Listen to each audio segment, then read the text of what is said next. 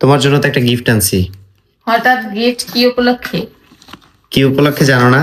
কিছুদিন পরেই তো তোমার 14ই ফেব্রুয়ারি আসতেছে, ভ্যালেন্টাইন্স ডে উপলক্ষে ভাবলাম যে তোমার একটা কিছু আগেই দেই। কি আছে এই এটার জন্য মধ্যে? দেখো কি আছে, তোমার পছন্দ হবে। ওয়াও, এখানে সব আমার পছন্দের যত ফেভারিট যত পিক আছে সব পিক দিয়ে আমি এটা বানাইছি। তার থেকে সুন্দর এটা আরো, দেখো। ওয়াও, এখানে হচ্ছে আমাদের নাম আছে সুমাইয়া রুবাইদ। আমাদের ম্যারেজ অ্যানিভার্সারি। এটা হচ্ছে আমাদের ম্যারেজ অ্যানিভার্সারি ডেট 15 জুলাই 2020।